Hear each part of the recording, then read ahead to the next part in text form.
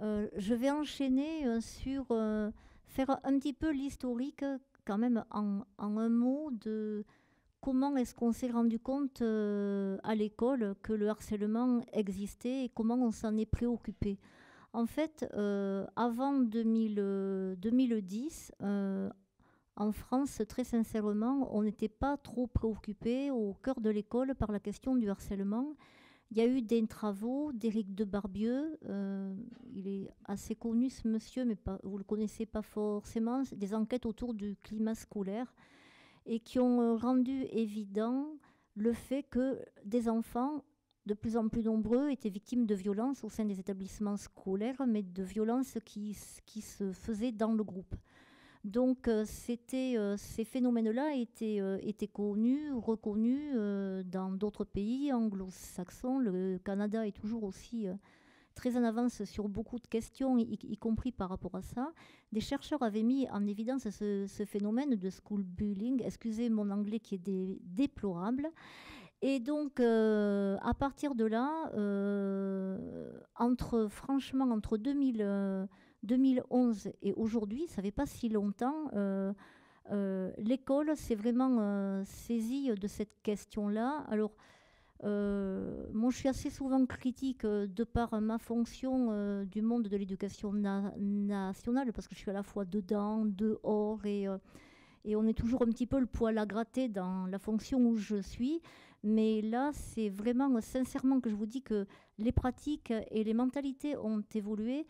J'ai été positionnée sur cette mission de référente départementale le 13 janvier 2013.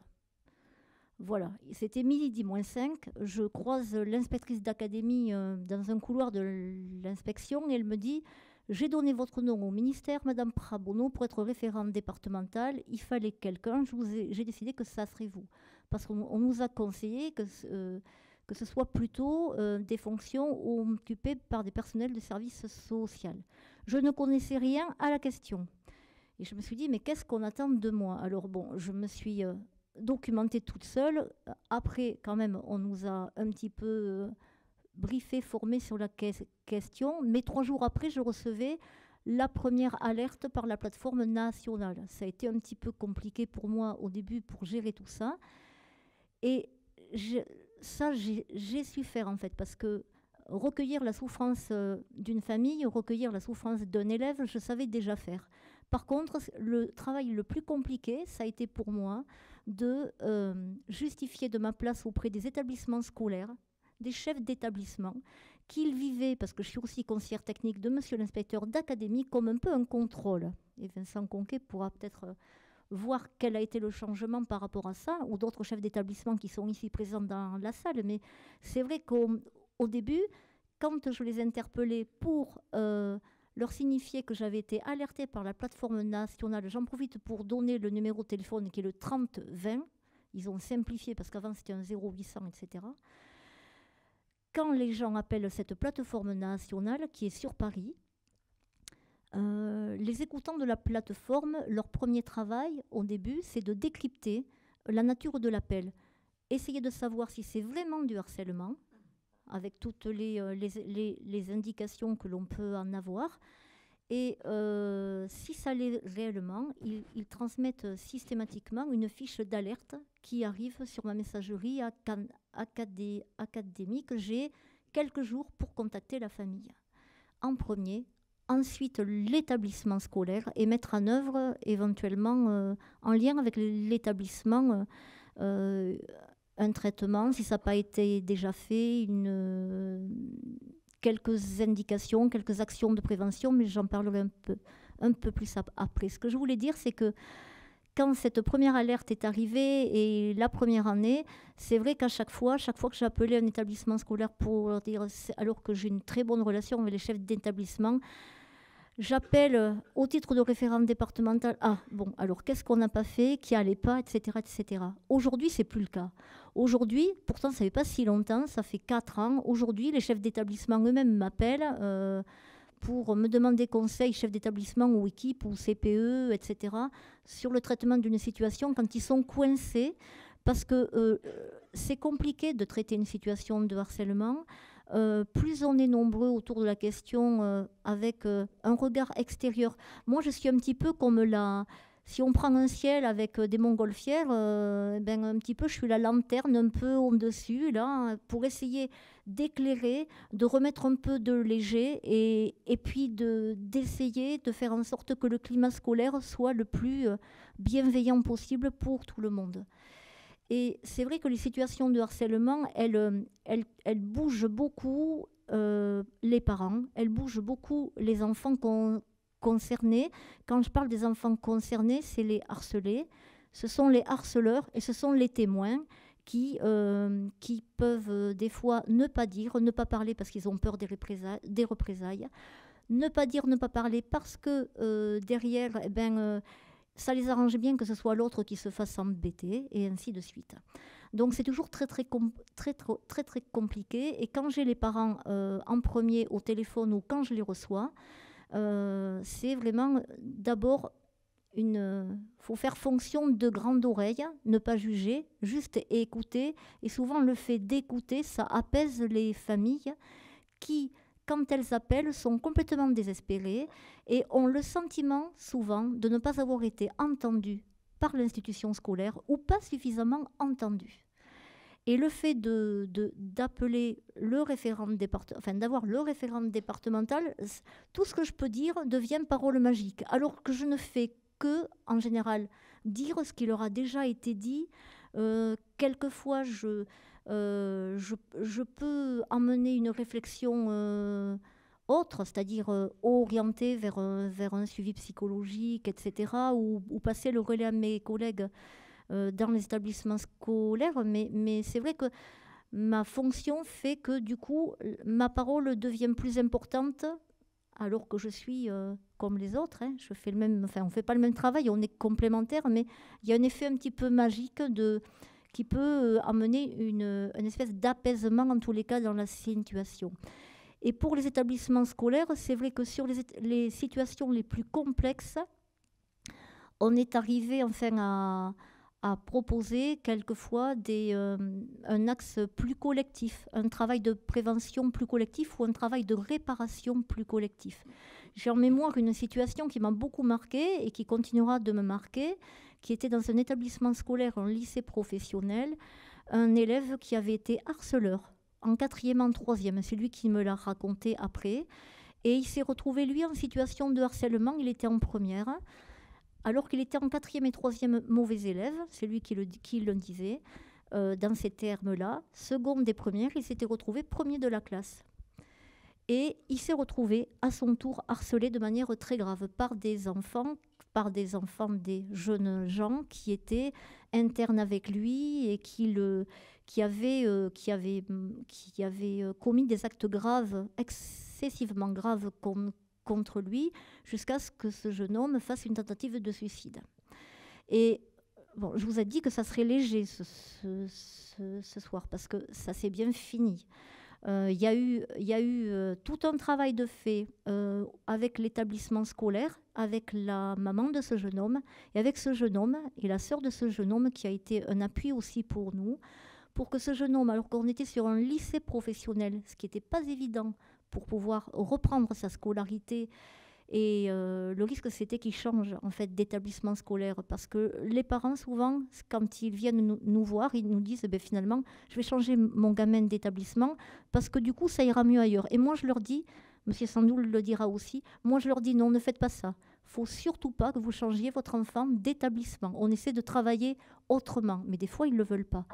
Et là, on a réussi, malgré la gravité des actes qui avaient été posés par les jeunes gens, à travailler sur le groupe des harceleurs avec un travail éducatif, d'accompagnement très très régulier par la vie scolaire. On a réussi à ce que ce jeune homme qui avait été pris en charge par un centre d'aide aux victimes sur Bordeaux puisse petit à petit se réparer et revenir un peu plus confiant dans l'établissement. Il a eu son bac, alors certainement qu'il y a encore des zones de fragilité chez lui, mais il a pu revenir dans l'établissement avec tout ce travail et cette prise de conscience collective, sans peut-être le maillon du référent départemental, c'est pas pour me flatter par rapport à ça, mais je pense que ça n'aurait pas pu se faire parce qu'il avait fallu travailler toute une prise de conscience dans l'établissement de la gravité des actes qui avaient été posés de la part des enfants et de la part des personnels de l'établissement qui trouvaient que finalement,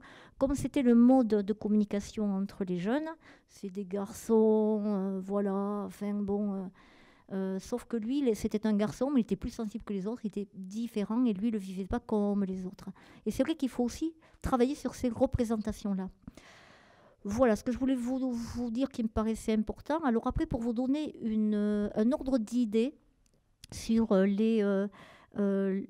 sur le département en tous les cas, des situations qui ont été portées à ma connaissance. Ça ne veut pas dire que ce ne sont que ces situations-là. La première année, donc janvier 2013 à juin 2013, 20 situations, dont la situation de ce jeune-là. Ensuite, la deuxième année, 96 situations. L'année d'après, 95 situations. L'année dernière, 58 situations, mais assez complexes. Et là, depuis la rentrée scolaire, je suis à 15 situations connues de ma part. C'est-à-dire que soit je suis... alertée par la plateforme nationale, soit je suis alertée par un établissement scolaire, soit par un parent d'élève. J'en recevais encore hier qui venait parce qu'ils changeaient leur gamin d'établissement. Donc, et pour les... alors c'est étonnant parce que les chiffres ne correspondent pas à la réalité en tous les cas, de la réalité que je connais sur la pratique que j'ai. En matière de cyberharcèlement, nous, on est sur 5%, enfin, sur ces situations-là. 5%. Alors, il est vrai que dans nos campagnes, il n'y a pas Internet partout. Chez moi, il n'y a pas Internet, par exemple. Voilà. Non, mais c'est vrai, ça peut aussi. Donc, on est plus sur les niveaux qui sont impactés. Ce que je peux repérer, moi, de ma pratique, c'est CM1, CM2. Vraiment, il y a une vigilance à avoir de ce côté-là. L'année dernière, les chiffres ont doublé sur ces tranches d'âge-là.